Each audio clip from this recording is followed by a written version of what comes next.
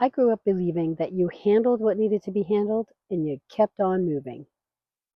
You survived, you figured it out, and you just dealt with life. That's how a lot of us were raised.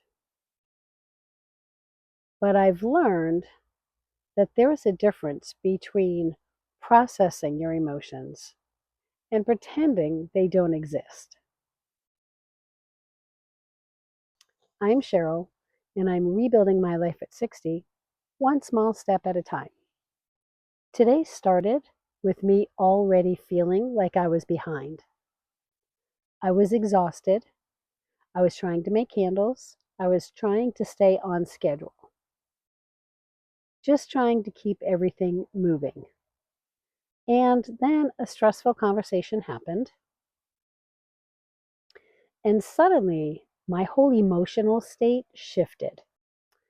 And honestly, no, that's not even the right phrase. What I mean is, that's just real life. Life doesn't pause just because we're trying to rebuild it. There's still stress, fear, unexpected moments. And sometimes those moments hit hard.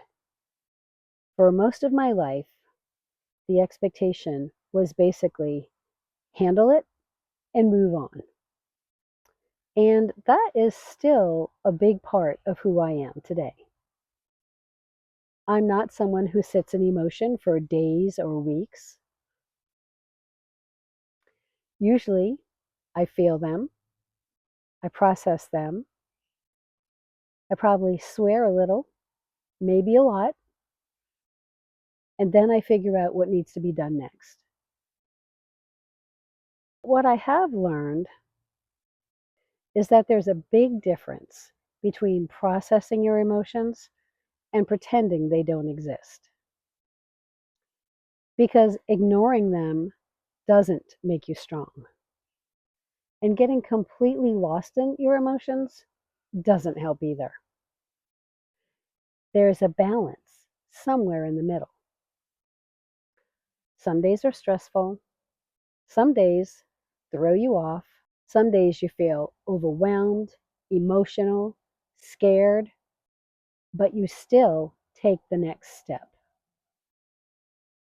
Maybe slower, maybe messier, but still forward. Life is never going to become perfectly calm before we rebuild it. Sometimes we rebuild life while it's still messy. And maybe real growth is learning how to feel deeply and not completely losing our direction. Where will you move forward in your life today? I would love to hear about it.